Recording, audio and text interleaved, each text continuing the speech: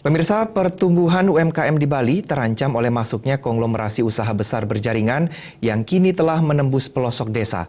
Pemerintah perlu segera mengawal pertumbuhan UMKM dengan peraturan yang memadai, tegas, dan jelas.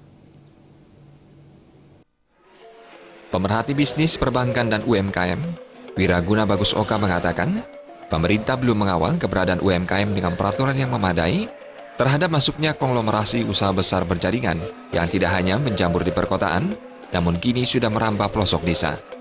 Jika hal ini tidak segera diantisipasi, dapat menjadi ancaman serius bagi pertumbuhan UMKM di Bali. Dan tinggal ini ditingkatkan terus-menerus dan profesionalisme ditingkatkan, saya kira UMKM di Bali akan bisa tumbuh dengan baik.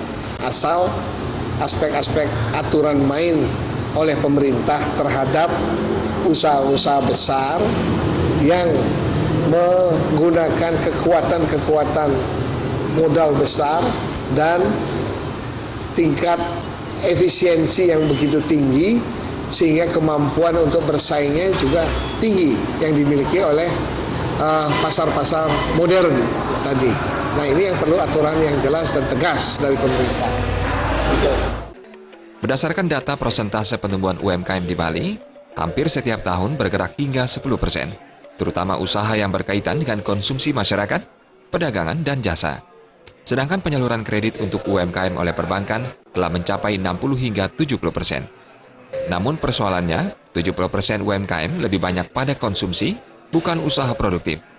Wiraguna Bagus Oka mengatakan, UMKM yang berperan saat ini adalah produk-produk yang bernilai ekspor, seperti tekstil, perdagangan, handicraft, dan produk-produk yang diminati negara luar.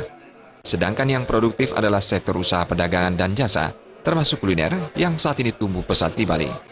Pera Widya dan Indra Wijaya.